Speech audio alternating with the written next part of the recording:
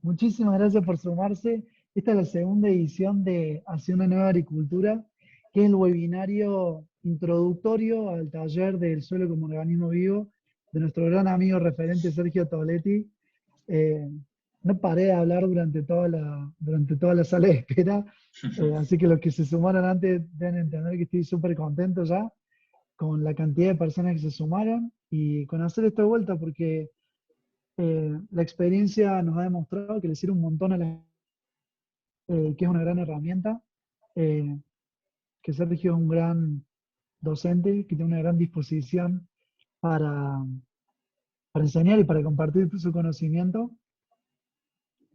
Y bueno, antes de pasar al módulo de él, no quiero hablar mucho más, pero les quiero comentar, les quiero hacer una pequeña introducción a 10.000 años, que es una academia online para agricultores, que armamos mi socia Melba Caloni y yo, que hoy no está Mel, pero bueno, la tenemos a José que nos está acompañando eh, en su reemplazo.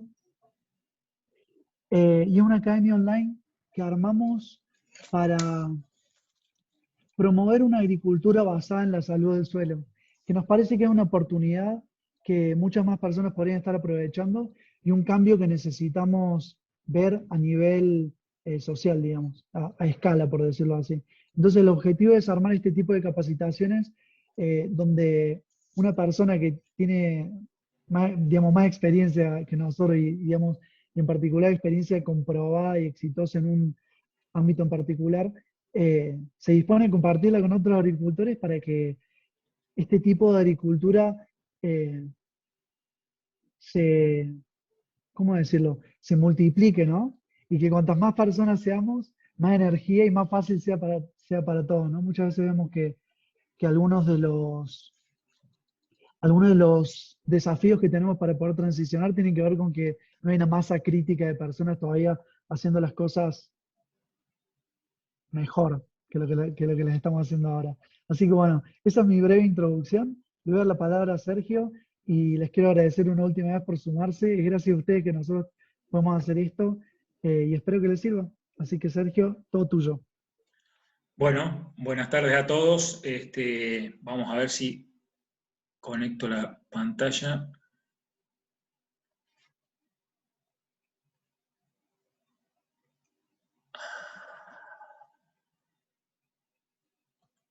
¿Ahí se ve? Sí. Ahí Bueno, va. como dijo Guido, esto es una introducción, digamos, a lo que es el taller del suelo como organismo vivo. Y en realidad, bueno, yo soy ingeniero agrónomo, soy de acá de Argentina. Casi toda mi carrera, que ya lleva bastantes años desde que me recibí, la hice con agricultura industrial, que es lo que aprendí en la universidad, pero anteriormente había ido a una escuela agrotécnica, como fue en un secundario, y en realidad ahí tuve la oportunidad de ver de todo, ¿no? Desde cría de conejo, desde horticultura, era muy completa. Y al pasar los años, después de recibido, termino haciendo soja, que es lo más común en la región pampeana argentina, ¿no? Y eso me llevó a un gran, como, no sé, no me interesó mucho más, digamos, ya no era un desafío para mí, no tenía el mismo, digamos, amor por la actividad que tenía cuando había estudiado en esa escuela agrotécnica. Y eso me llevó a empezar a buscar otro tipo de agricultura, ¿no? A ver si podía ser factible otro tipo de agricultura.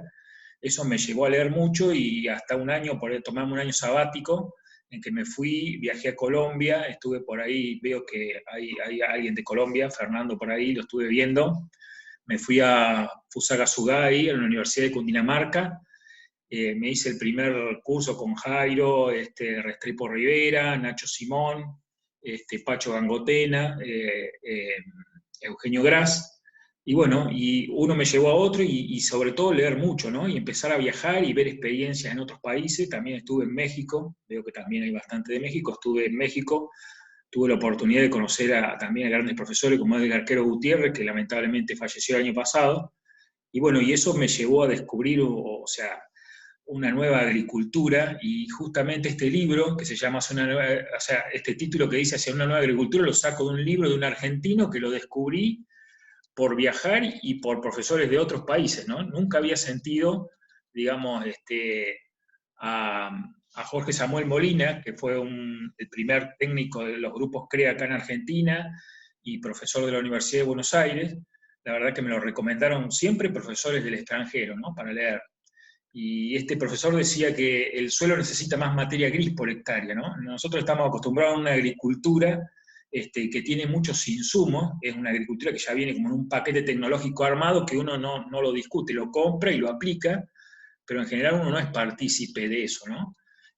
Más allá de aplicarlo, no genera una tecnología.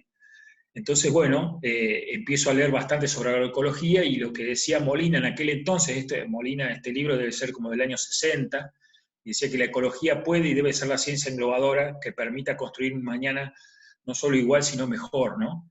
Ya lo planteaba Molina. Molina, en realidad, fue un profesional muy avanzado, digamos, ¿no? Que le escribía los prólogos a Ana Primavesi. Ana Primavesi es creo que la madre casi de la agroecología en Latinoamérica, una mujer que tiene un montón de libros. Bueno, Jorge Samuel Molina era muy amigo del marido de Ana Primavesi y le terminó escribiendo los libros, ¿no? Bueno, y ella también insiste toda su vida, insistió con que el suelo es un organismo vivo, ¿no? Que respira, que tiene su propia temperatura, que exhala gas carbónico, un poco como lo dice también la teoría de Gaia, que el mundo es un ser vivo completo que se autorregula, ¿no? Entonces, nosotros sabemos ver al suelo como un ente muerto. Quizás cuando yo lo estudié era algo que lo único que servía más o menos para soportar las plantas, y que no entregaba más que eso, lo demás lo teníamos que poner nosotros como fertilizantes y abonos y insumos químicos, pero en realidad nosotros vemos al suelo como algo muerto, pero en realidad está muy vivo, ¿no? Y un poco una comparación es como, digamos, esta planta, esta secuoya, digamos, que uno la ve, si bien el 90% es tejido muerto, ese poco por ciento que tiene vivo la hace que sea un organismo vivo, ¿no? Entonces, un poco esta nueva agricultura es ver eso, ¿no? Ver toda la vida del suelo y lo que eso conlleva, ¿no? Y poder trabajar junto con la vida del suelo. Nosotros en cada país, digamos, el sistema original, digamos, era muy distinto de lo que se ve hoy en día. Generalmente toda agricultura, por más que sea agroecológica, orgánica, siempre tiene un impacto sobre el ambiente, pero en realidad que hemos impactado demasiado fuerte sobre el ambiente. Nosotros, por ejemplo, en esta zona donde estamos nosotros, que es la región pampeana argentina, que tenía suelos muy fértiles, eran muy conocidos a nivel mundial, igual que muchos suelos de Rusia y de otros países que eran suelos negros, muy, muy fértiles, molisoles, se generaron bajo ambientes muy diversos, digamos, ¿no? La región pampeana, de lo que hoy vemos en estas fotos, que son pastizales naturales, o cuando ya nos alejamos de la región pampeana, son pastizales con árboles, la región del Espinal, estaban dominados por muchas especies, eran mayormente perennes y con animales integrados. Eso hizo que se formen suelos con una fertilidad impresionante. De cuando vinieron los colonos, empezaron a ararlo y empezaron a tener unas cosechas impresionantes, y ahí salió lo que era la fertilidad, ¿no? Pero bueno, ese cambio en el uso del suelo hizo que los parámetros de materia orgánica empiecen a bajar, la fertilidad del suelo empieza a bajar, y nos empezaron a vender esa tecnología, que lo que vino a hacer la tecnología es a reemplazar esa fertilidad natural, ¿no? Como no la tenemos ahora, la tenemos que comprar. Y la fertilidad, como dice Molina, no se compra, sino que se construye. Y este tipo de agricultura trata de construir fertilidad. Nuestros sistemas terminaron siendo esto, soja y maíz, o sea, más soja que maíz en nuestra región, ¿no? Pero en otras partes, yo estuve en Uruapan, en México, y pasa lo mismo con el aguacate, pasa lo mismo en el Ecuador con la banana, en otros lugares con el café, en otros lugares con la palta, digamos, con otros cultivos, digamos, que generalmente se ve algo muy homogéneo, y no solamente en la superficie, sino todo lo que es subterráneo. La vida en el suelo también se hace muy homogénea y muy disminuida, ¿no? Y esta agricultura que hoy se propone, una nueva agricultura, nosotros tenemos que tener muy en claro qué es lo que hay abajo del suelo, porque tenemos que trabajar abajo del suelo. Hay un montón de microorganismos que generan una red trófica, como si fuera la red trófica que está por encima. Si encima tenemos herbívoros, tenemos predadores, tenemos pájaros, tenemos insectos, bueno, abajo del suelo también hay un montón, digamos, que hoy cada vez se conoce mucho más, y que interactúan entre ellos y se autorregulan, digamos. Cuando eso se empieza a homogeneizar arriba, se empieza a homogeneizar abajo y empiezan a desaparecer un montón de organismos vivos que siempre cumplen funciones en el ecosistema que queda dentro del suelo, y eso hace que se empiece a perder fertilidad. Hace poquitos, unos días, fui a recorrer un campo, digamos que cerca de acá, de mi zona, y empezaba a haber unos manchones de fertilidad, y cuando empezamos a ver en profundidad, había bajado mucho la materia orgánica por el uso del suelo, con monocultivos, y empezamos a ver que había una gran simplificación en esa red trófica, y empezaba a haber muchos patógenos, porque esos patógenos no los controlaba nadie, ¿no? Entonces, yo le decía, bueno, ustedes se pueden enfocar a decir, bueno, ese patógeno que apareció, que era un nemato, que es como un gusanito muy chiquito que ataca las raíces, podría usar un producto nematicida, ¿no? Pero en realidad no se trata de eso, sino lo que se trata es volver a regenerar esa red trófica que hay bajo el suelo, y eso se hace teniendo ciertos parámetros, ¿no? Que ya lo vamos a ir viendo sobre la charla, y más en profundidad será en el otro curso, en el taller del suelo vivo, pero hay que tratar con manejo y con tecnologías de proceso, tratar de que esa red trófica que está bajo la tierra se vuelva a regenerar, que son los que van a dar la fertilidad en los cultivos, ¿no? No nos olvidemos que casi todos los minerales que están en el suelo, digamos, y que están disponibles para la planta, están dentro del cuerpo de todos esos microorganismos. Cuando se van comiendo entre ellos, se van liberando. Bueno, y esto es lo que pasó. Esto acá es un mapa de Argentina, para el que no conoce de otro país. Esta es la región pampeana, acá está Buenos Aires, esta es la región pampeana, son suelos muy, muy fértiles, y lo que ha pasado en los últimos años es que hubo una reducción importantísima de los niveles de materia orgánica de los suelos, ¿no? Hay otros mapas similares con los minerales, digamos, lo que pasa, por ejemplo, con el fósforo, que es un mineral muy importante, es que dejó de estar disponible, los niveles son muy altos de fósforo en el suelo, pero ha bajado la disponibilidad de ese fósforo para los cultivos. ¿Por qué? Porque falta esa microbiología que lo hace disponible. Entonces, bueno, nos hemos pasado, yo siempre me hacía acordar, por eso esta foto, de cuando los chicos juegan con esos jueguitos de tratar de invocar la estrellita en el lugar de la estrella, el cuadrado en el lugar del cuadrado. Nos hemos pasado queriendo meter un cuadrado quizás en el lugar de un círculo, ¿no? Queremos meter un monocultivo en un suelo que se creó con mucha diversidad, ¿no? Y no podemos generar fertilidad con monocultivos, ¿no? Entonces la idea es, bueno, ver de qué manera podemos cambiar la manera de trabajar para poder generar fertilidad, construir esa fertilidad, y estoy seguro que la manera que lo venimos haciendo hasta ahora, con monocultivos extensivos y con insumos químicos, no lo hemos logrado, y tampoco lo vamos a lograr, porque hay una lógica, ¿no? Que es imitar a la naturaleza.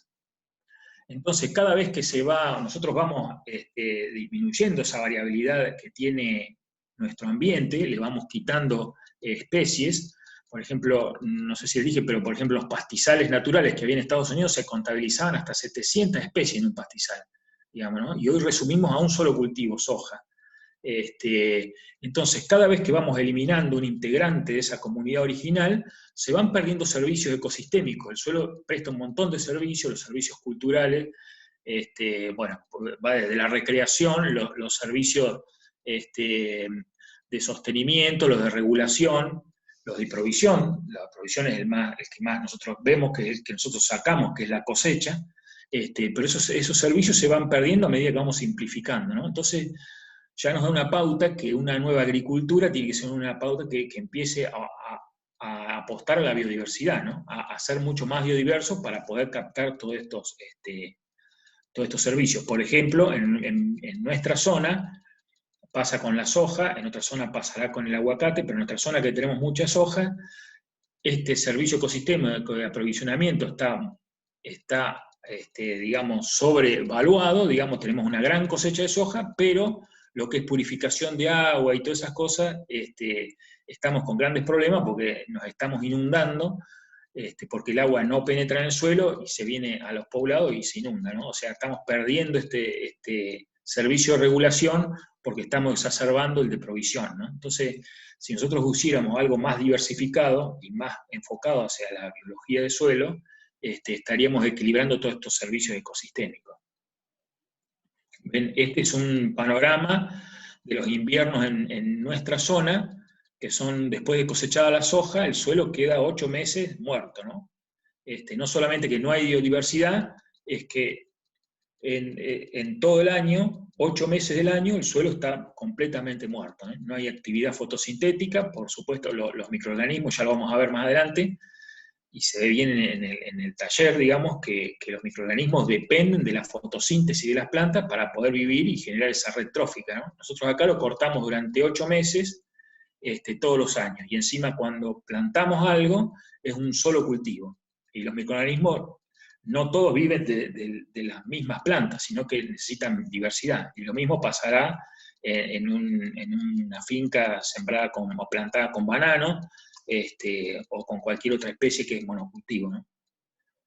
Bueno, bueno, y acá lo que dice que en realidad estos sistemas son altamente, digamos, rentables en lo financiero, los sistemas que tenemos hoy en día, pero claro, lo que pasa es que están dejando de cubrir, hay costos que son, digamos, ambientales, que esos costos ambientales no están pagados, digamos, o sea, porque no pagamos la contaminación, digamos, siguen siendo rentables, pero si uno pusiera en balanza la contaminación, la compactación de suelo, todos los otros servicios ecosistémicos, estos sistemas que hoy imperan en casi todos los fincas y campos de Latinoamérica, digamos, serían inviables. Generalmente la manera de evaluar los cultivos a través de un margen bruto donde están los costos directos y los gastos directos, entonces al no contabilizarse la pérdida de suelo, al no contabilizarse la contaminación del agua, la pérdida de todos esos servicios ecosistémicos, gana quizás un cultivo que deteriora mucho el ambiente, ¿no? Porque solamente se ve lo que ingresa o sea, los kilos por su precio, ¿no? Y bueno, y esto se da desde hace muchísimos años. Fíjense, esta es una foto que saqué de una revista del año 53, donde ya los productores estaban ahogados por los insumos, ¿no? Cuando se empezó a venir toda esta agricultura muy alta en insumos, generalmente los insumos están todos en dólares, porque son commodities y tienen un valor mundial en dólares, empieza a ahogar al productor y solamente lo que quedan son empresas muy grandes que cada vez tienen más superficie y va saliendo del sistema, que es otra de las cosas que no se evalúa, ¿no? Quizás este sistema que hoy tenemos agroindustrial en Argentina ha sido muy exitoso en lo económico, pero desaparecieron unos 18.000 productores, ¿no? Entonces hay que ver hasta qué punto fue exitoso.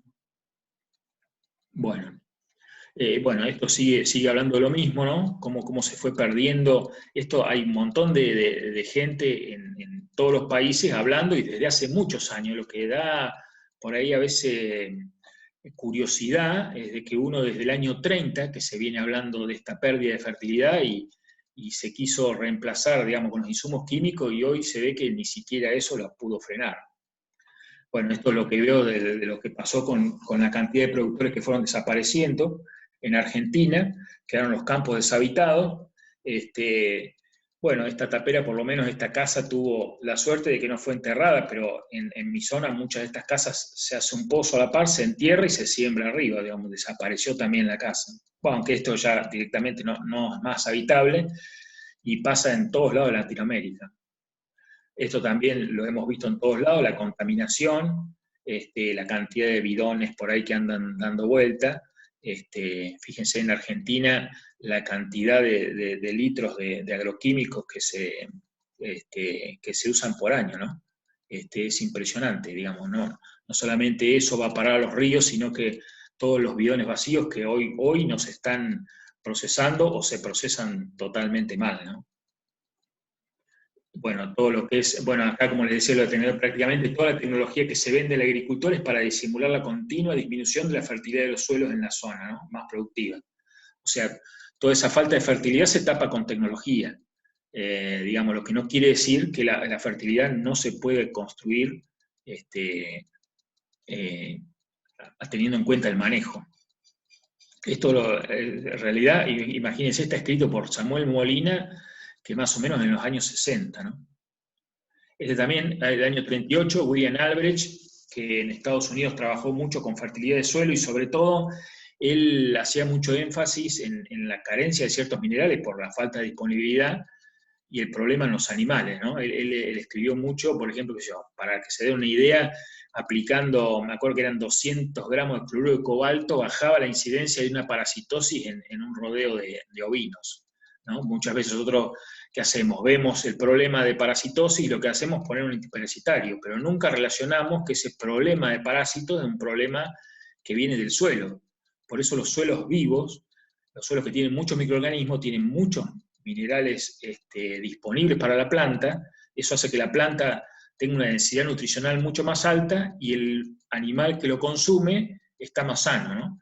En cambio nosotros siempre tratamos de tapar esas ideas que tenemos, esas soluciones tan lineales, que tenemos un parásito y le ponemos un antiparasitario, una maleza y le ponemos un herbicida, ¿no? Cuando la maleza también tiene otra lógica, por algo está la maleza ahí, por algo los suelos degradados se cubren enseguida de plantas, porque el suelo naturalmente no quiere estar descubierto, entonces se cubre. Entonces, si nosotros vemos que tenemos tanta presión de malezas hoy en los cultivos, quiere decir que los suelos se están degradando. Hay algo en el suelo que llama a cubrirse de maleza, ¿no? Y eso, digamos, por ahí se ve en más profundidad en el curso, pero los suelos que están más degradados, que tienen una proporción entre hongos y bacterias más, o sea, tienen mucha proporción de bacterias, son suelos que se llenan de maleza. Bueno, eso se puede cambiar con manejo, se puede hacer teniendo en cuenta un suelo vivo, y la presión de las malezas va a ser muchísimo menor si nosotros logramos de que el suelo se vaya más a una proporción de hongo, ¿no? Pero no, directamente nosotros lo que hacemos es, tenemos maleza, la matamos con un herbicida y no tenemos en cuenta cómo está esa microbiología del suelo, ¿no? Quizás cambiando esa microbiología con manejo, podamos tener muchísima menos presión de maleza y no tengamos que usar insumos. Pero la verdad que el insumo lo que nos tapa es el verdadero problema, ¿no?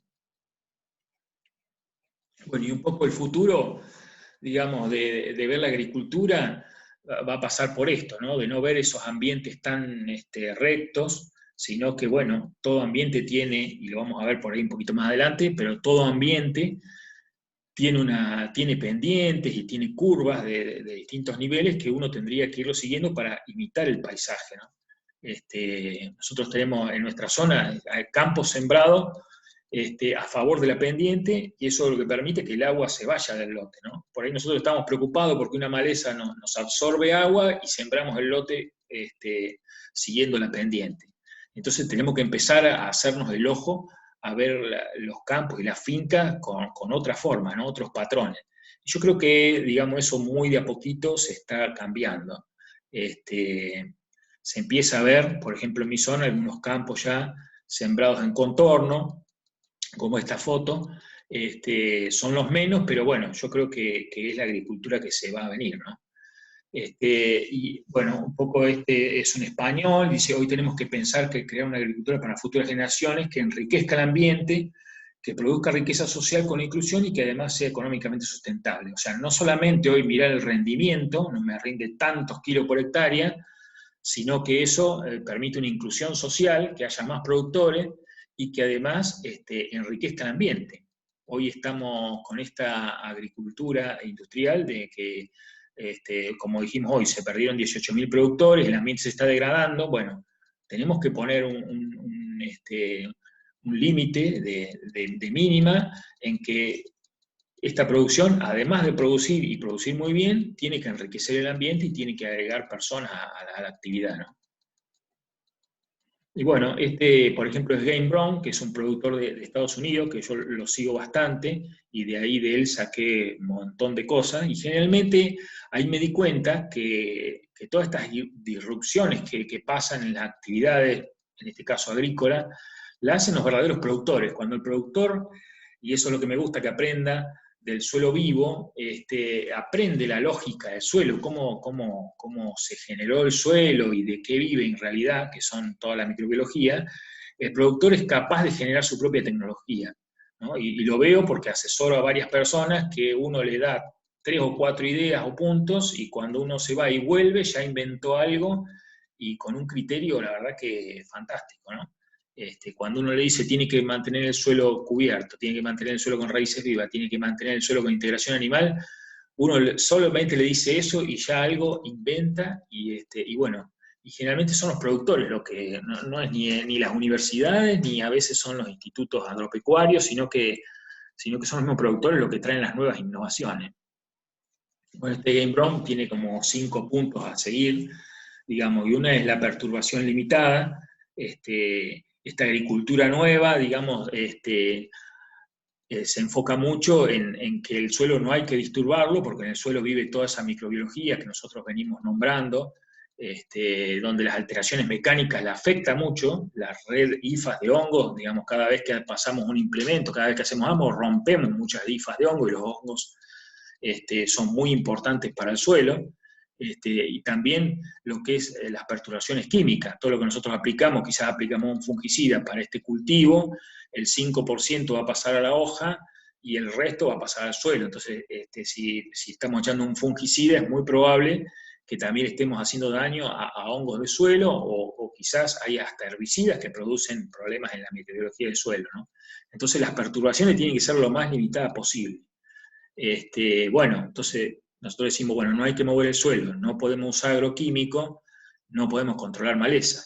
Bueno, la maleza se puede controlar, ya les dije, o sea, tratando de cubrir el suelo con cultivos de cobertura, tratar de que donde iban a hacer la maleza haya algo que a nosotros nos interese, y también modificando esa red trófica del suelo. Si nosotros modificamos esa red trófica y la pasamos a un ambiente que tenga más porcentaje de hongos que de bacterias, estamos generando un ambiente que no llama a las malezas, digamos, ¿no? Si nosotros estamos metamover y estamos degradando el suelo, ese suelo se va a tender a cubrir y se va a llenar de maleza. Entonces, hay una lógica mucho más profunda que el uso de matar la maleza, ¿no? Sino de generar un ambiente para que la maleza no aparezca.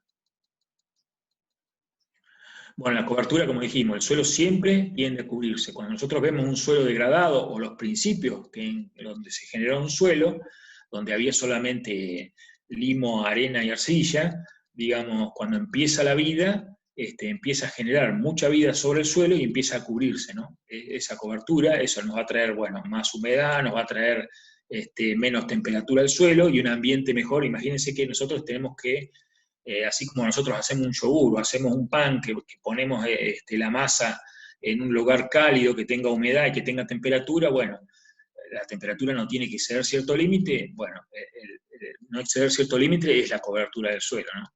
Entonces, bueno, un suelo que está degradado y se empieza a evolucionar a un suelo más productivo, siempre tiene más cobertura. Entonces, bueno, nosotros tenemos que pensar en que el suelo no tiene que estar descubierto.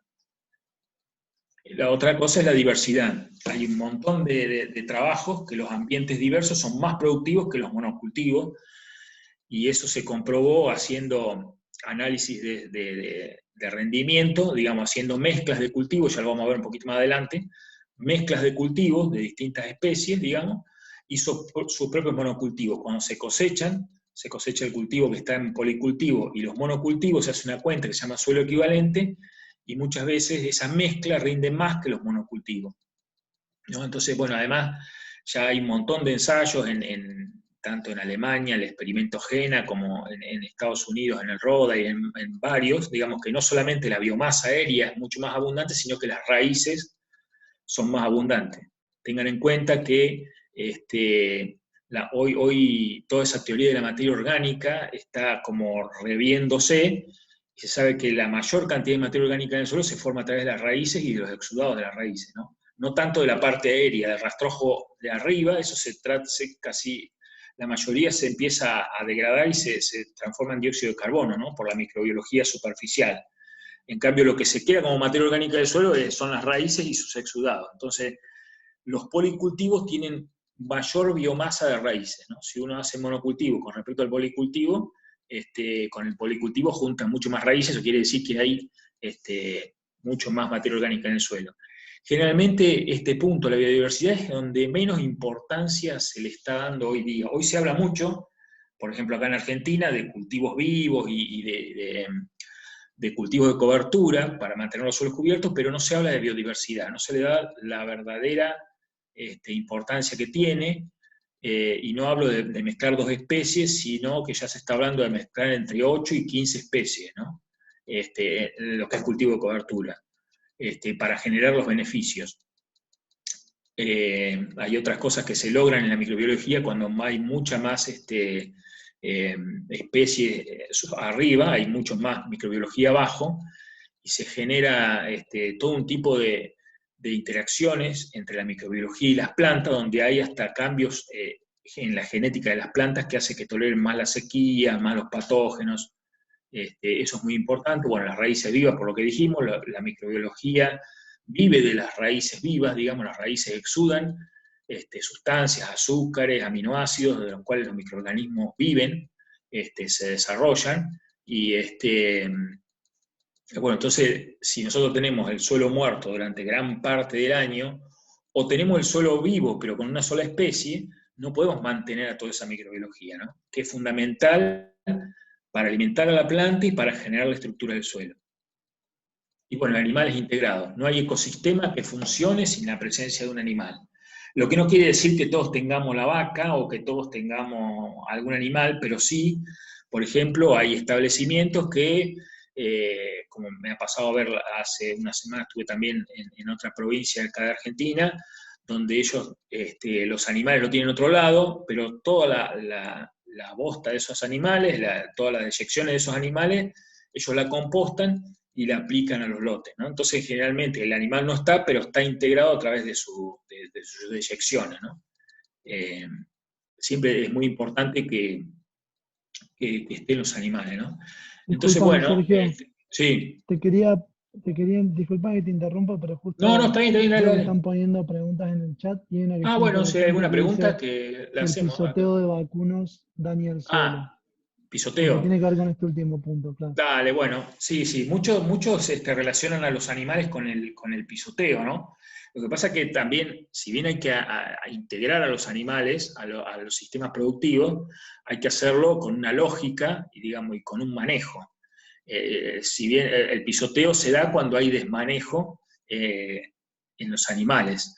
Generalmente, para dar un ejemplo, en los sistemas que tenemos ganaderos, algunos sistemas ganaderos que tenemos acá, donde se hacen parcelas muy chiquitas y el animal pasa un día en cada parcela y se va rotando, generalmente esa parcela se usa, de los 365 días del año, se usa 6 días nomás. El resto del tiempo el suelo está descansando. O sea, tiene una alta carga en un momento, el animal pisa ese día, pero después tiene capaz 60, 70 y hasta 120 días de descanso. Entonces eso hace que el suelo se regenere nuevamente. Más, nos ha pasado de meter hacienda, animales a una parcela, ese día llovió, se pisó mucho, quedó mucho barro pisoteado, pero eso se vuelve, cuando tiene un periodo de descanso lo suficientemente prolongado, ese suelo se puede regenerar de vuelta. Distinto es cuando esos ganados permanecen en la parcela mucho tiempo. Hay campos que están en pastoreo continuo, digamos, ¿no? Que están permanentemente pisando y ahí sí provocan un daño y una compactación. Pero si está bien gestionada la ganadería, no había problema. De más, puede ser, hablemos de cerdo. Todos dicen, pero el cerdo osa y levanta y mueve el suelo, perturba. No es lo mismo la perturbación de un cerdo que la perturbación de un implemento de metal. Pero además el cerdo por ahí osa cuando tiene o mucho hambre, o generalmente, si está bien gestionado, cuando hay un X porcentaje de suelo movido por el cerdo, hay que cambiar de parcela, ¿no? Generalmente en planteos de cerdos a pasto, cuando el cerdo ya empezó a usar un 10% de la superficie o un poquito más, ya se lo cambia de parcela, ¿no? Pero es totalmente distinto el disturbio que hace el cerdo a lo que hace un implemento agrícola, ¿no? Además, imaginémonos por la perturbación, muchas veces nosotros usamos un implemento agrícola porque tenemos cierto problema de compactación, que eso lo podemos reemplazar o por las raíces de los cultivos, o bien las lombrices, en un suelo que tiene una cantidad de lombrices, digamos, adecuada, que pueden ser, no sé, 2.000 kilos por hectárea de lombrices, depende de la profundidad que uno lo mida. La lombriz consume a veces hasta 30 veces su peso en tierra por día, digamos, y si uno lo lleva a hectáreas y a kilos y a toneladas, mueve cantidades impresionantes de suelo. Lo que pasa es que en nuestro suelo casi no hay lombrices, entonces lo que tenemos que hacer es tratar de generar un ambiente donde las lombrices hagan su trabajo. No solamente las lombrices, artrópodos, gusanos de suelo, hay todo un movimiento de suelo que es más importante que lo que nosotros podemos hacer, ¿no? Si hay alguna otra pregunta, vos, Guido, me la vas pasando, o Sí, José, pasando. esta me pareció que era muy pertinente, por No, ahí, si está quiere, bueno, porque yo por ahí no veo el chat, no lo estoy mirando por claro. mirar las diapositivas, pero está bueno o el que por ahí, no sé, si vos, Guido, pensás de que alguno pueda hacer la pregunta personal, no sé Sí, cuántos somos y a mí si me parece que lo que desordenará. podemos hacer es, al final, en todo caso, podemos hacer una sesión de preguntas. Mientras tanto, si tienen algo, vayan escribiéndolo igual. Nosotros estas preguntas siempre las guardamos y tratamos de también, por los días que se nos pase alguno, que no tengamos tiempo, de responderlas a posteriori. Acá, bueno, podemos hacer esto, entonces, pudiese arar y Dale. enterrar como esto. Lo podemos preguntar al final, Darío, si no te molesta. Sigamos entonces. Oh, pero tiene que ver Sí, con esto que estábamos hablando, lo hacemos, no sé cómo quieran. Si tiene que ver con lo que sí, si estábamos querés, hablando, sí. dale, a ver, Dice, decime. A ver. en realidad una pregunta, eh, Bebé, qué lindo. Se largó recién y es así, porque cuando yo estaba, no ahí se está veía, hablando, ahí ya está me hablando Darío. está bien, para Esperemos que se contar mu- que dormir. Está Fue de bien. noche con Gaby, estamos a la vuelta con la moto. Sí, pero ahí está, ahí lo Bueno, muteé, disculpen. Es no, no una está bien. pregunta derivada de otra, me parece. Por ahí, Darío, te querés desmutear y preguntarla directamente? No pasa nada, no, a mí me encanta que la gente pregunte. Entonces, no sé si estás ahí, Darío. Pero si querés desmutearte y preguntarla directamente, me parece que va a ser mejor.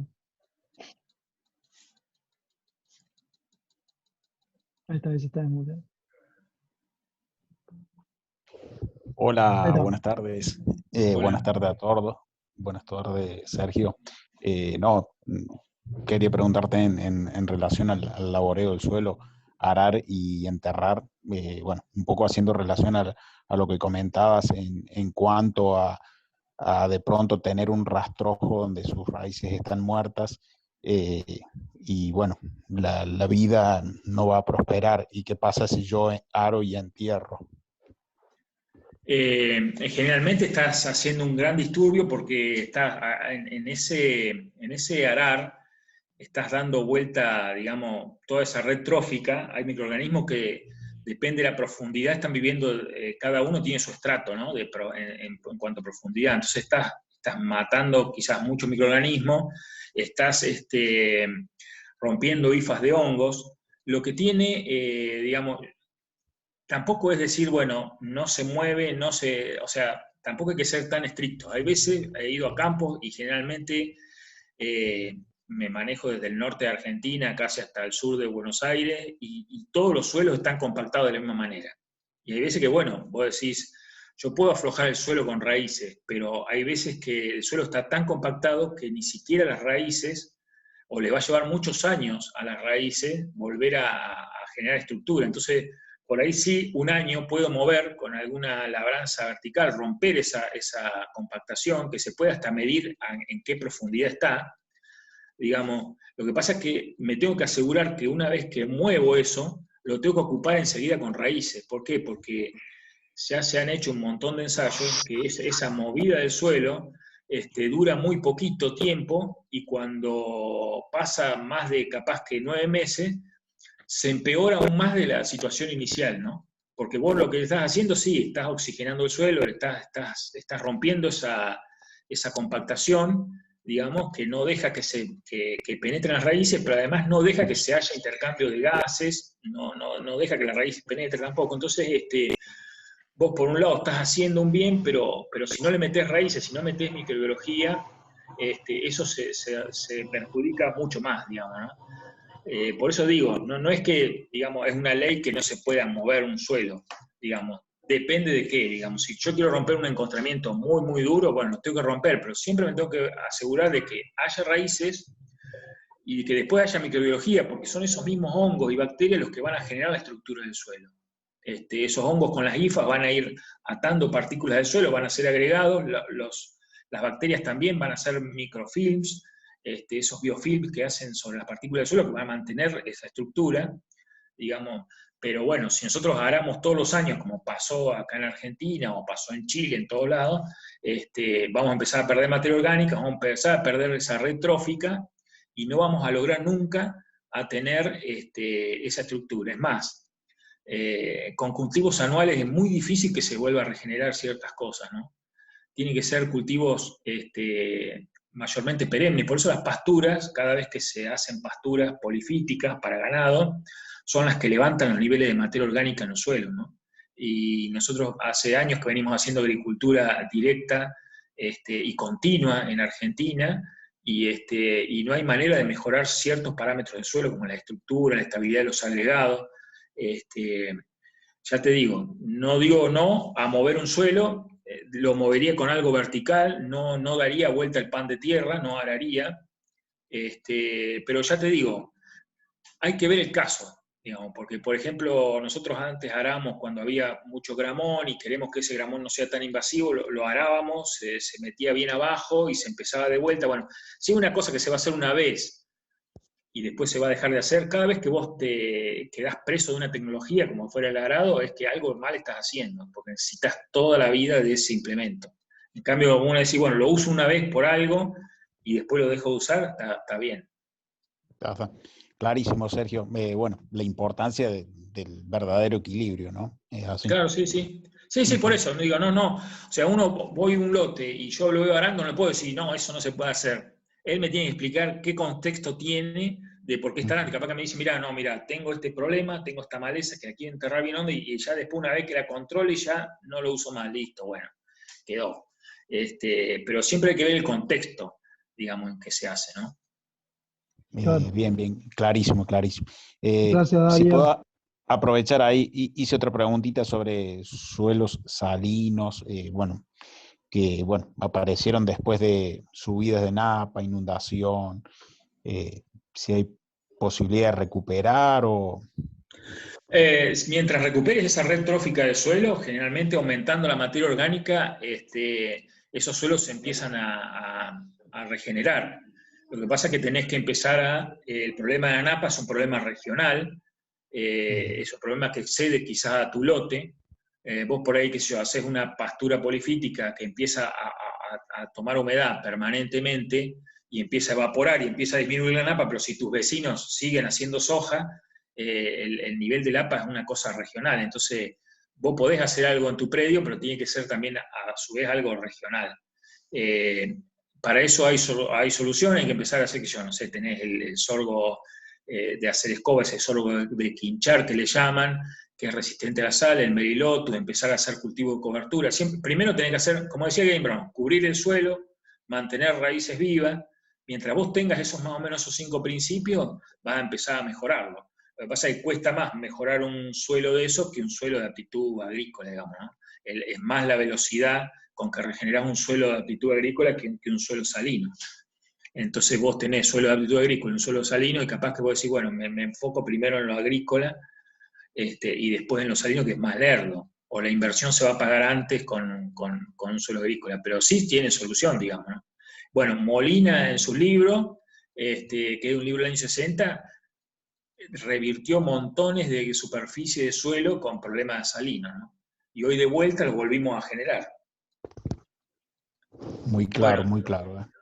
Gracias, Darío. Muchas gracias. Muchas Tengo que gracias. invitar a los vecinos al taller de Sergio. Sí, todo el vecindario. No, si me permite, la verdad que muy de niño, vengo de una experiencia donde pasé tema de inundación y vi cómo se fueron degradando suelos, después recaí en el uso de siembra directa y todo el tema, todo el ciclo. Entonces hoy, la verdad que sigo muy motivado por lo que pasa en el suelo, ¿no? Claro, sí. ¿no? Qué bueno. Gracias. Es que la siembra directa es muy buena con el enfoque que hay que dársela, ¿no? O sea, la siembra directa de soja, de monocultivo, o sea, no estás con la siembra directa, no estás haciendo mucho disturbio en el suelo, pero lo que después hace en el suelo, de hacer monocultivos extensivos y herbicida y toda la otra perturbación química, también empezó a generar impacto, ¿no?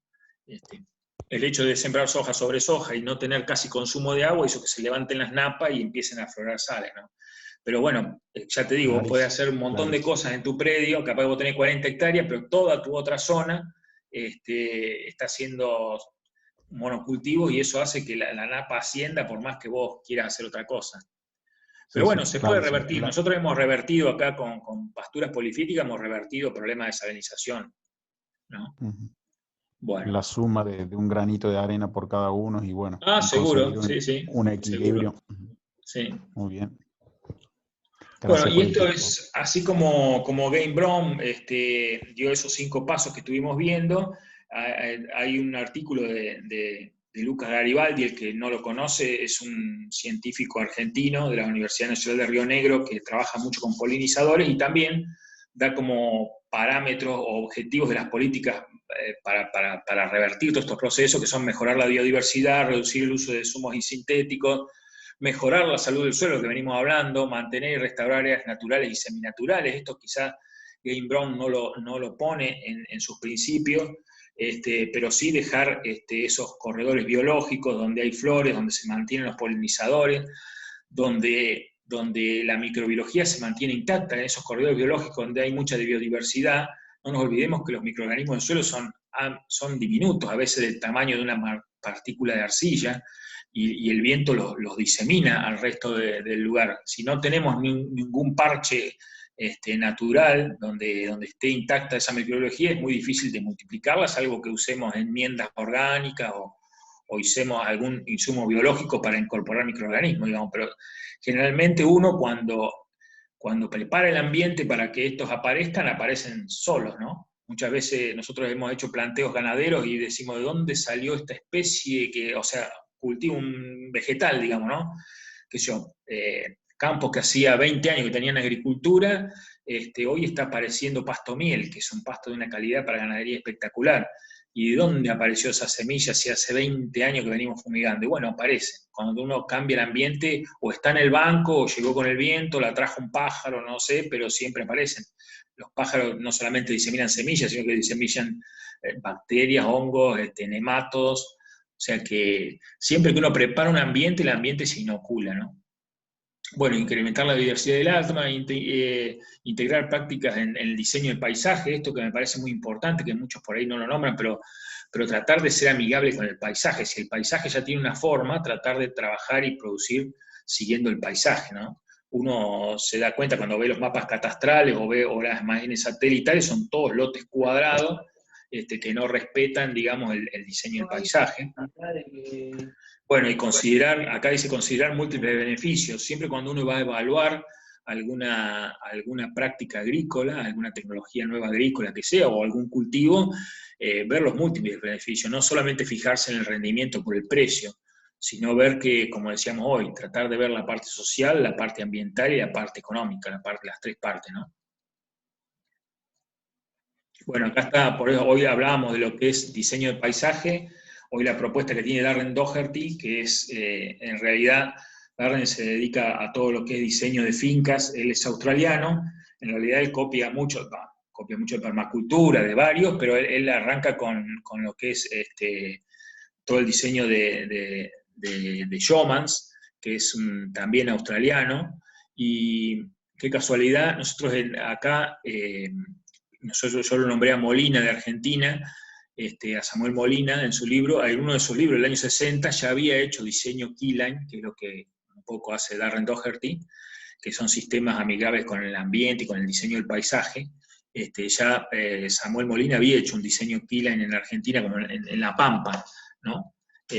Bueno, hoy casi que el referente es Darren Doherty. Y bueno, por ejemplo, acá en Latinoamérica está Martín Berenati en Uruguay, que está haciendo unos diseños espectaculares con lo que es keyline, ¿no? El otro día fui a ver un establecimiento a Salta donde este chico Martín Berenati de Uruguay estaba haciendo el proyecto para captar agua en una zona donde no había agua de río ni de napa, espectacular, solamente siguiendo las pendientes, había hecho unos embalses y había juntado agua para la hacienda.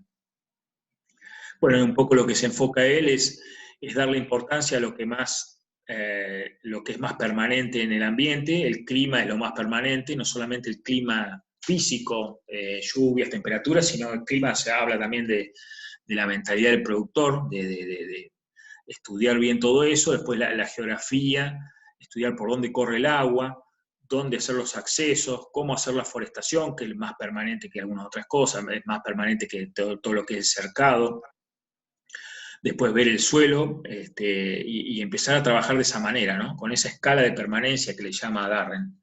En realidad es esto otra cosa que también falta gente especializada en eso, ¿no? Por ahí, a mí me gusta mucho enfocarme en el suelo y soy muy flojo en el tema de trabajar con el paisaje, pero bueno, cada vez hay más chicos que se están dedicando a esto, ¿no? De trabajar con el paisaje, es un tema muy interesante.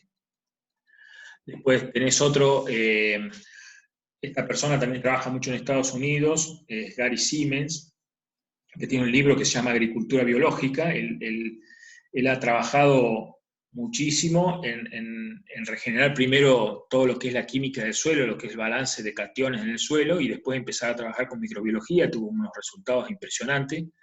En su libro cuenta todo, digamos. Y ha trabajado mucho, y bueno, y él se alarma mucho del desconocimiento que hay, ¿no? De mucha gente que trabaja en el suelo de hace muchos años y cómo desconoce la biología del suelo, ¿no? Estamos hablando de por ahí instituciones muy importantes, por ejemplo acá en Argentina, que hoy hablan de que mantener la fertilidad se tiene que hacer a base de fertilizante sintético, ¿no? Y totalmente errado. Si un suelo es fértil no necesita fertilizante. Como dijimos hoy, nos vamos a cansar de repetir, pero la fertilidad se construye, no se compra. Los minerales están todos en el suelo. Imaginémonos que el 45% del suelo son minerales. Entonces es muy difícil de que estén que haya deficiencia de mineral. Lo que hay es una deficiencia en la disponibilidad de ese mineral para los cultivos. Y bueno, y esto es, hay gente de Colombia acá, así que esto es de Mariana Sánchez de Plager, que es un libro muy bueno de esta colombiana, que dice que, bueno, que nosotros, estas prácticas agronómicas se tienen que enfocar en la rizósfera de las plantas, ¿no? Por eso darle mucha importancia a la microbiología. Esa rizósfera, esa zona que está pegada a la raíz, que es donde están los exudados y donde está toda esa red trófica, nosotros le tenemos que dar mucha importancia. Por eso decimos, mantener cubierto por los microorganismos y sobre todo los microorganismos de la rizósfera, mantener raíces vivas, porque la rizósfera necesita raíces, si no tenemos raíces no tenemos rizósfera, donde están los microorganismos. Todas las prácticas que tenemos que hacer es para preservar esta zona, que es donde se va a dar esa interacción, donde la planta le va a dar de comer a los microorganismos y esos microorganismos le van a dar de comer a la planta, ¿no? Entonces, por eso dice ella que ahí es donde se tienen que dirigir las prácticas agronómicas. La verdad que tiene un libro muy interesante, no me acuerdo bien el nombre, pero si ponen el nombre de ella en internet les va a aparecer el libro. Muy recomendable. La verdad que la última vez que fui a Colombia no pude conocerla, ¿no? Bueno, otra, ahí si uno quiere ahondar más en la vida del suelo, toda esta acá está en una planta. Esta planta no solo interactúa con microorganismos del suelo, acá ven la cantidad de colores distintos, son la cantidad de microorganismos distintos, de bacterias que hay en el suelo. De un lado tenemos bacterias, de otro lado tenemos hongos, pero no solamente la planta interactúa con microorganismos en las raíces, sino que también lo hace en las hojas y en la savia de la planta. Si uno ve una muestra de savia de planta, está lleno de microorganismos que interactúan con la planta. Lo mismo que si nosotros tomáramos una muestra de sangre, tenemos un montón de microorganismos, ¿no? Bueno, la planta tiene un montón de microorganismos, lo que se llama la fitósfera en la hoja, que la protege cuando tiene esta microbiología sana en su hoja, la protege de otros patógenos, ¿no? De hecho, hay técnicas como la aplicación de té de compost, que el té de compost es como una sopa de microorganismos que sale del compost. Esos microorganismos benéficos colonizan la hoja y no dejan que los patógenos la ataquen, ¿no? Lo mismo que también a nosotros nos pasa en la piel, ¿no? Tenemos toda una ecología, un ambiente en la piel lleno de microorganismos que nos protegen permanentemente, en el intestino igual, digamos.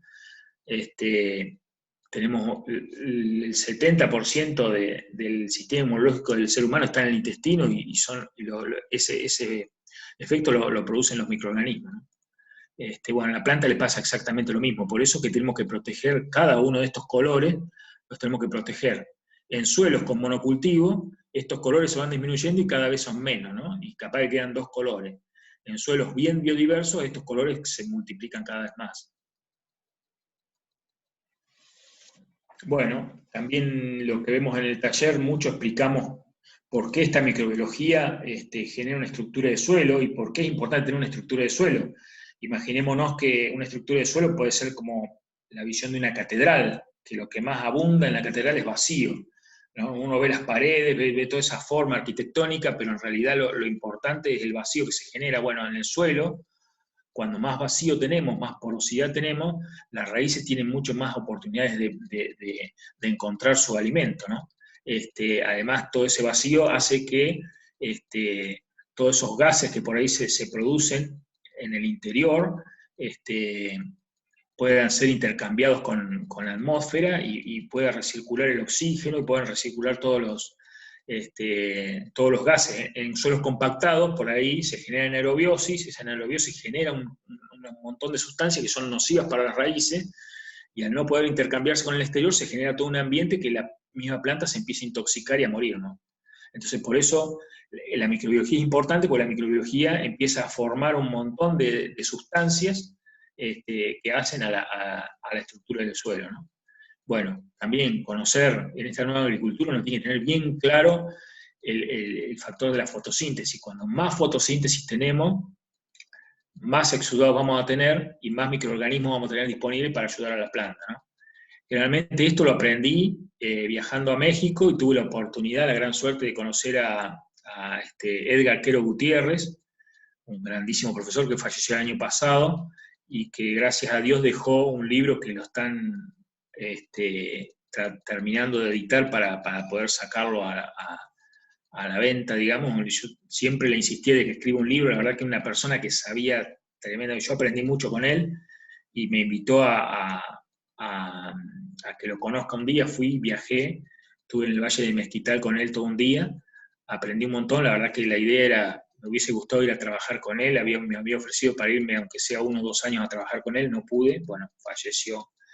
Y bueno, aprendí todo lo que es la fotosíntesis, o sea, cómo sirve. La planta tiene una capacidad tremenda de interactuar con el ambiente. Ustedes imagínense que nosotros nacimos y ya pudimos correr, nos podemos desplazar, la planta nace y muere en el mismo lugar, o sea que si no tuviera un sistema de defensa natural, no hubiesen evolucionado las plantas, y las plantas tienen más años que el ser humano. La planta tiene 400 millones de años y nosotros tenemos cerca de 2 millones, pero como Homo sapiens son 200.000 años, y la planta viene evolucionando de hace millones de años más que nosotros, digamos, ¿no? Y si no hubiese sido por el sistema de defensa que tiene y por esa interacción, muchas veces a la planta uno la ve como que no, la planta no dice nada, no tiene esa reacción con el medio ambiente, pero en realidad sí la tiene, porque si no sería depredada y se extinguiría, ¿no? La planta tiene la capacidad de leer si el suelo está degradado o no, y si la planta nace en un suelo degradado, tiene la capacidad de alimentar primero al suelo y después a la planta. O sea, la planta empieza a alimentar el suelo con sus exudados, empezar a aumentar la materia orgánica, y cuando el suelo va mejorando, ya la planta cada vez empieza a ser más productiva, ¿no? Con generaciones, digamos, la planta va entregando un suelo cada vez más rico. Y eso la planta es capaz de leerlo y nosotros como ser humano no. Eso a mí lo que me asombra, ¿no? Que nosotros como ser humano le hemos dado al suelo hasta terminar de agotarlo, y la planta solamente, que uno piensa que no tiene cerebro, tiene la capacidad de leer el ambiente, de saber cómo está y de darle de comer al suelo hasta que ese suelo esté bien, de salud, digamos, y después empieza a aprovechar la planta, empieza a ser más productiva, ¿no? Y esa capacidad nosotros con toda la tecnología y toda la ciencia no la hemos tenido, ¿no? Eso es impresionante de las plantas. Bueno, esto es lo que se ve acá en Argentina, estas son imágenes satelitales de mi zona donde yo vivo, digamos. En general están 4 meses los lotes haciendo fotosíntesis, que son el periodo en que se siembra maíz, soja, en mi caso son esos 2 cultivos, y a veces maní. y a veces girasol, pero generalmente son 4 cultivos que siembran en mi zona en verano, o sea que el suelo fotosintetiza durante 4 meses y durante 8 meses está muerto, ¿no? Sin fotosíntesis, sin alimentar el semiciclo. Y cuando uno va a ver, los suelos de esta zona están todos sin estructura. Esta estructura se llama laminar, cuando están como lajas. Cuando se ven como lajas son suelos que no tienen estructura. Este suelo, de otro lado, donde se ve una lombriz y raíces, este suelo sí tiene estructura.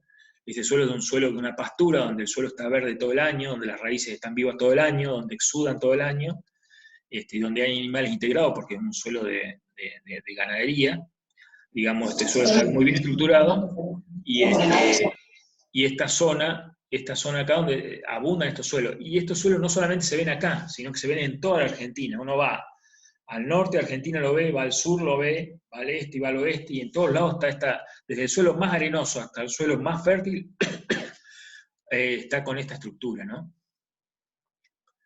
Bueno, esto es lo que hablamos, mantener los lotes cubiertos. Bueno, hoy está toda la tecnología de cultivo de cobertura, pero bueno, esto si vemos que es un cultivo de cobertura, es un cultivo de cobertura de una sola especie.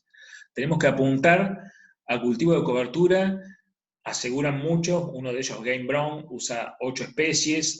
Después está esta mujer que es de Australia, ahora no me sale el nombre, pero bueno, Christine Jones, que habla de cultivo de cobertura de 15 especies, digamos, que tienen un efecto tremendo. Nosotros ahora estamos por probar en Santa Fe un cultivo de cobertura de verano de 10 especies más o menos, ¿no? Y ahí vamos a ver bien la diferencia. No solamente cultivo de cobertura de invierno, sino cultivo de cobertura de verano. Nosotros en esta zona, como producimos los cultivos en verano, maíz, soja son de verano, generalmente hacemos cultivo de cobertura de invierno. Y pobre cultivo de cobertura de invierno, en esta zona no llueve casi tanto, ¿no? Entonces logramos unos cultivos de cobertura medios mediocres. En realidad lo que tendríamos que apuntar es a cultivo de cobertura de verano y tratar de ver cómo subsistimos, porque en realidad uno vive de la cosecha y lo que cosecha y lo que vende, ¿no? Lo que estamos haciendo nosotros en esta zona es hacer cultivo de cobertura de verano, multiespecie, y comerlo con animales. A eso le estamos ganando unos 300 kilos por hectárea, y estamos llegando casi a como si fueran 2.000 kilos de soja, ¿no? De ganancia. Entonces, bueno, con esto lo que hacemos es no solamente alimentar el ganado y tener un ingreso por la carne, sino mejorar mucho los suelos, mucho más rápido que con un cultivo de cobertura de invierno. Por eso insisto mucho con los cultivos de cobertura de verano en esta zona. Bueno, lo que hace la ganadería es reciclar muchos nutrientes. Nosotros tenemos, si bien lo que vimos de toda nuestra región pampeana, que tiene un gran problema de disminución de la materia orgánica, también lo que vemos es que se extraen muchos nutrientes y se van. Nosotros casi todo se exporta, digamos. El 70% de la soja de Argentina y el 70% del maíz de Argentina o se va como grano, o se va como speller, o se va, pero se va. Y con eso se van muchos minerales. En cambio, un sistema donde están integrados animales, esos minerales se vuelven a reciclar.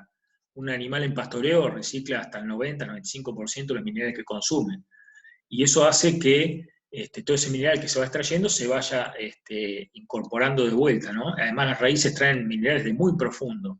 Nos ha pasado en los suelos agrícolas argentinos que hace 20 años que se vienen sembrando con cultivos anuales, tenemos un gran vaciamiento de los primeros 20 centímetros de los minerales como calcio, magnesio, potasio, digamos, que antes las pasturas lo traían de muy profundo y lo volvían a poner arriba en la superficie, ¿no?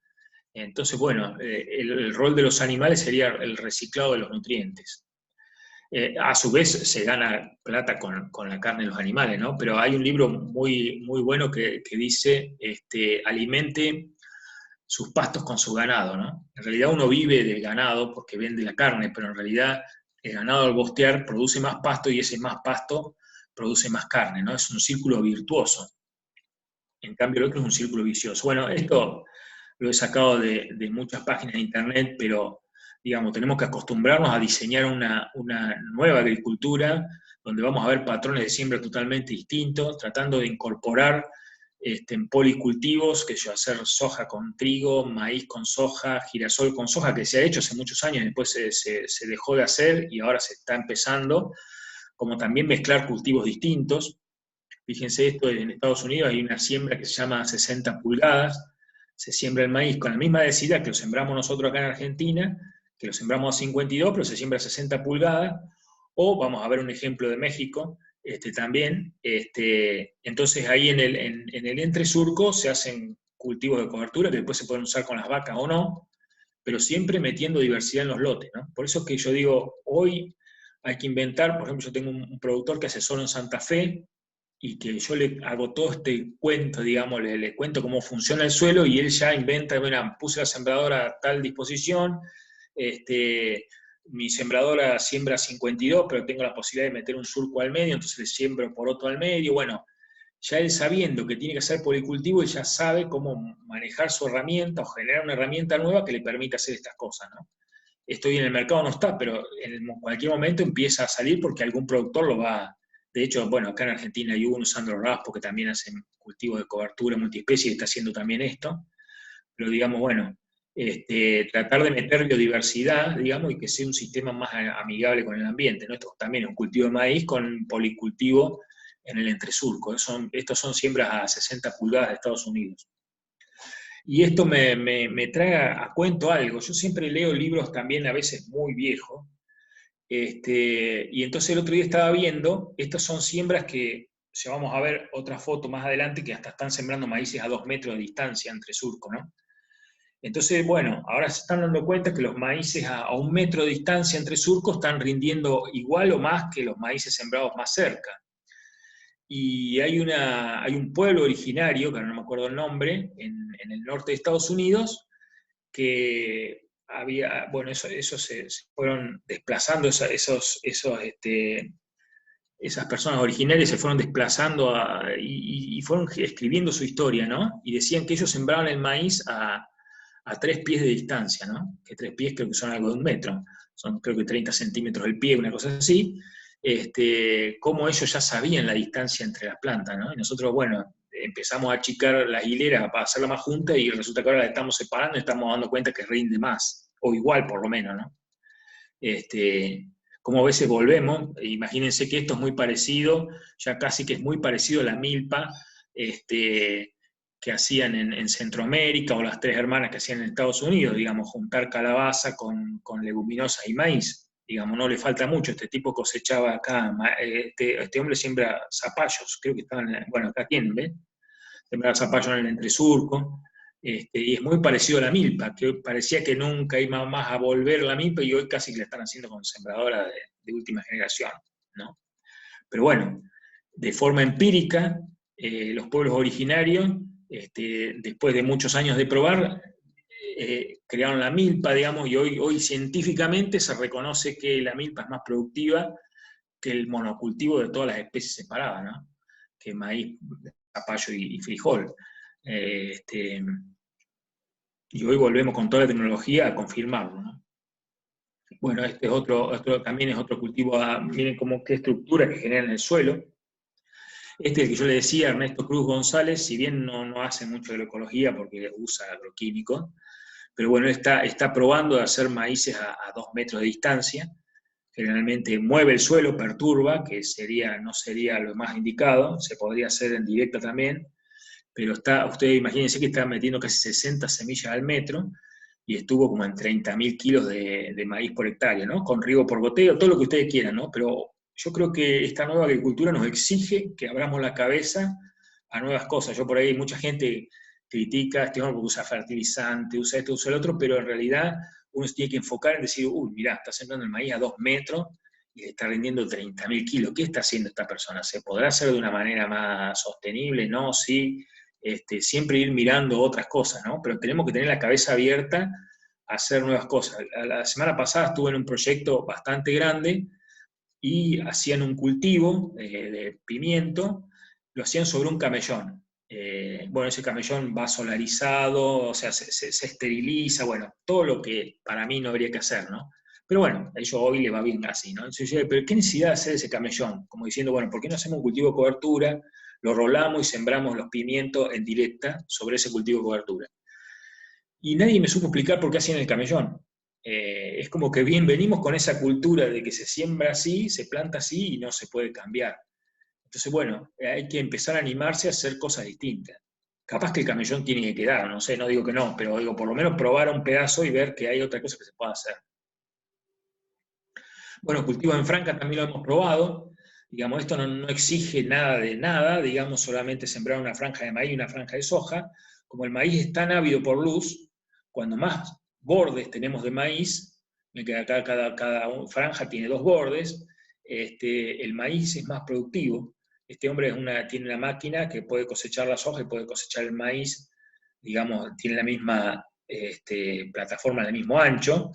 Entonces, al tener más bordes el maíz, en vez de hacer un lote de maíz y un lote de soja, que un lote de maíz solo tendrían solamente 2 bordes, en cambio acá hay un montón de bordes, solamente por eso rinde más el maíz. Lo probamos el año pasado en Santa Fe. Lo que pasa es que hay que ajustar un poquito más. Pero bueno, ya lo estamos probando. Bueno, esto se hacía hace montones de años. Alberto Coulet es una persona que acá en Argentina se conocía hace mucho. Y esta máquina la inventó él, una máquina alta que pueda sembrar sobre cultivos más ya sembrados, digamos. Entonces, creo que hoy exige que pongamos cabeza, digamos, como decía Molina, más materia gris por hectárea, ¿no? Pongamos pensar cómo hacer para poder cumplir con esos parámetros de no mover, no hacer disturbios, mantener raíces vivas, generar cobertura y tener animales integrados.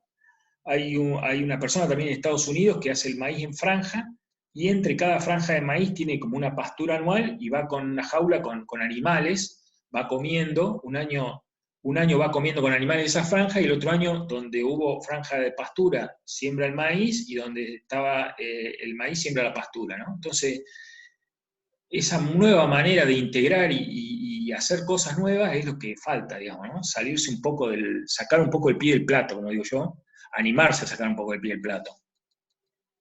Bueno, esto es lo que le decía de cultivos intercalados.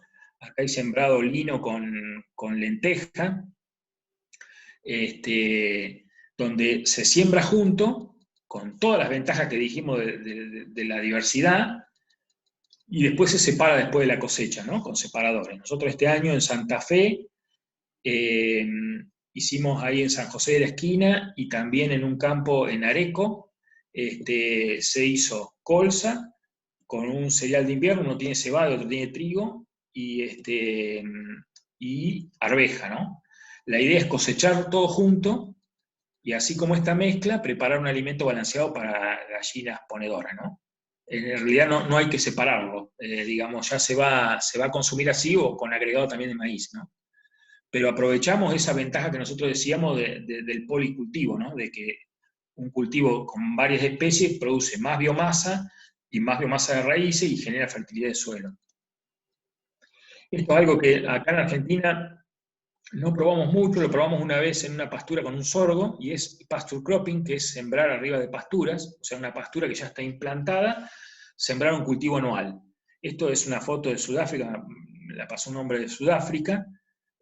Nosotros probamos hacer en un campo de pastura, sembrar un sorgo en directa, y un año cosechamos 3.000 kilos de sorgo, se cosechó, ¿no? Al año siguiente volvimos a sembrar sobre la pastura, y bueno, vino un año muy seco, el sorgo no dio, se comió con animales, ¿no? Pero bueno, es otra manera, digamos. Hay otros que hacen franjas de pasturas y dejan una franja sin cultivar en el medio y siembran el maíz ahí al medio, ¿no? O maíz o soja. También eso lo están probando en Estados Unidos. Bueno, otra vez volvemos al diseño del paisaje, no olvidarnos nunca de tener todo el concepto de suelo, pero también el concepto de paisaje, ¿no? Ser amigable, hoy en día uno ve algo recto y ya le duele la vista, digamos, ¿no? Y esto es como la otra vez fui a ver un proyecto y yo veía suelo desnudo, suelo compactado, y a mí y la gente estaba tan naturalizada que no lo veía. Me acuerdo que fui a un campo que había bananas, entonces estaba el suelo descubierto, totalmente apretado, y cada tanto había unas zanjas, ondas, y le digo, ¿para qué son las zanjas? No, para que el agua se vaya cuando llueva, porque en realidad cuando llueve se inunda y eso le hace mal a la banana. Pero en realidad estaban regando la banana con cintas de riego por goteo. Yo digo, por un lado dejamos que el agua se vaya, y por otro lado lo estamos regando. Hay algo que no cierra, ¿no? Y eso pasa, nos pasa, y me pasó a mí cuando yo trabajaba también en agricultura, que eso, ¿no? Que decíamos, uy, la maleza se está consumiendo el agua del lote y habíamos sembrado el lote a favor de la pendiente. Entonces, y eso cuando uno está en el día a día no lo ve. Y hoy ya duele a la vista verlo. Entonces, nos tiene que empezar a hacer ruido, por lo menos, decir, che, bueno, en vez de hacer la zanja, ¿por qué no cultivamos algo entre medio de las bananas? Generamos una mayor infiltración, no tenemos que regar tanto, no tenemos que hacer esa zanja, y por ahí hasta esa pastura que hacemos entre las bananas, si es que se puede comer con un animal, y integramos animales, ¿no? Está pasando también mucho en los cítricos, en Corriente, que la gente pulveriza todo lo que viene abajo de los cítricos, entonces el suelo está desnudo, compactado, y bueno, y encima riegan. Entonces, algo nos tiene que decir, digamos, ¿y qué pasa si hacemos una pastura entre el medio de los cítricos y ponemos ovejas a comer ahí? Estamos sacando carne de oveja, estamos aumentando la infiltración, estamos teniendo menos problemas, estamos aumentando la biodiversidad, estamos teniendo suelo cubierto, o sea, estamos cumpliendo con todos los parámetros que tenemos que tener. Bueno, los cordones biológicos, ya dijimos, no solamente que acá hay predadores de parásitos de los cultivos, sino que también la microbiología de este suelo, que está mucho mejor quizás que este cultivo, de alguna manera, con insectos o con pájaros, vuelve otra vez al lote, ¿no? Yo digo, si uno le da las condiciones a este pedazo de suelo acá, los microorganismos de esta franja se van a venir. Entonces siempre es bueno tener franjas, cordones biológicos. Bueno, en realidad acá termina un poco la charla. Este es Crobeto Lamarca, lo fue a visitar, es padre de la siembra directa acá en Argentina. Si bien la siembra directa tuvo un montón de ventajas, también tuvo un montón de problemas, como todas esas externalidades que venimos hablando. Don Crobeto, él tiene un campo en siembra directa hace muchísimos años, un campo que recibió de los padres, todo degradado, porque ellos araban el suelo todos los años y encima quemaban los rastrojos de trigo para poder arar más prolijo. Eso hizo que, con pendientes del 24%, el suelo de la capa arable se haya ido al mar. Él empezó con eso, empezó con ganadería, después empezó a hacer agricultura, y él, si bien hoy uno va y no ve animales en el campo, lo que sí tiene son gallinas ponedoras, todo su cereal va a parar a las gallinas ponedoras, y todas las heces de las gallinas ponedoras las aplica al suelo todos los años, ¿no? Y tiene una fertilidad, después de hacerlo un montón de años, hace años que no fertiliza, y tiene unos cultivos espectaculares, ¿no? Entonces, bueno, él dice que la observación del productor es importantísima, ¿no? Si uno aprende cómo funciona un suelo vivo, digamos, si uno le da importancia a un suelo vivo, teniendo esos criterios, uno puede generar tecnología para construir esa fertilidad, ¿no? Bueno, y hasta acá, no sé si hay preguntas Qué de la gente, grande. pero hasta acá llegué. Gracias, Sergio. Vamos a darle un aplauso. Se tendría que prender la cámara y... Claro, bueno, sin Claro, muteándolo, no se va a ver alguno que... ahí, mira, bueno, por eso se pueden prender a hacerlo así, porque es un grande, Sergio, la verdad. No, nosotros, cuando primero nos conectamos con él, nos inspiró un montón, como decía al principio, todo lo que sabe y la generosidad que tiene para compartir sus conocimientos, ¿no? Así que, bueno, primero agradecerte a vos, Sergio, y a toda la gente que participó. Como les había dicho en un principio, esto es una introducción a un taller que es más largo, que lo vamos a tener el sábado que viene, y que va a tener, está mucho más enfocado en la interacción. Le digo esto porque hoy no nos queda mucho tiempo, pero bueno, por ahí si alguno tiene alguna preguntita que le quisiera hacer a Sergio,